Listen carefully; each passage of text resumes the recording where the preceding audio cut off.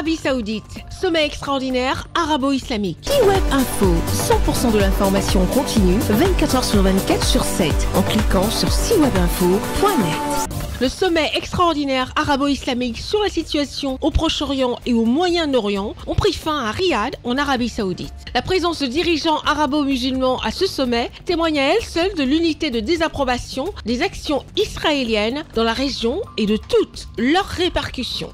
L'hôte de la rencontre, le roi d'Arabie Saoudite, Sa Majesté Salman bin Abdelaziz Al Saoud, et le secrétaire général de l'Organisation de la coopération islamique, M. Hissène Brahim Taha, ont, dès l'ouverture des travaux, fustigé le comportement d'Israël qui ne supporte pas la paix dans la région. Le président de la République du Tchad, son Excellence Mahamat Idriss Déby Itno, et tous les dirigeants arabo-musulmans présents à ce sommet ont condamné les agressions israéliennes qui risqueraient de faire embraser toute la région. Tous les dirigeants qui se sont succédés ont condamné de manière unanime la destruction de Gaza et les attaques israéliennes au Liban. Tous demandent à l'Organisation des Nations Unies d'obliger Israël à un cessez-le-feu à Gaza et à le tenir responsable de l'échec des négociations. Le chef de l'État, son Excellence Mahamat Idriss Déby Itno, a dans un discours sans équivoque souligné la nécessité d'une réponse collective contre l'escalade de violences dont les conséquences sont insoutenables pour les populations de Gaza et du Liban.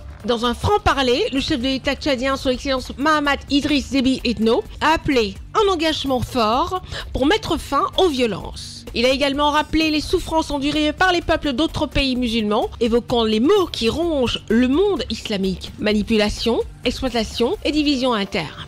Invitant à l'action, le président de la République du Tchad, son Excellence Mahamat Idriss Déby Itno, a affirmé que les leaders musulmans doivent se remettre en question et agir de concert pour provoquer un changement positif. Il a cité le Saint-Coran pour rappeler que le changement doit d'abord venir de l'intérieur, soulignant que la responsabilité des crises est partagée et que chaque pays doit prendre conscience de son rôle. Dans un appel à la solidarité, le président de la République a déclaré que le Tchad, en tant que membre de la communauté islamique, est déterminé à soutenir les efforts pour la paix. Il n'a pas manqué d'informer l'Assemblée des récentes attaques terroristes dans le lac Tchad, ainsi que l'opération militaire en cours pour protéger son pays et débarrasser ce bassin conventionnel de la secte terroriste Boko Haram.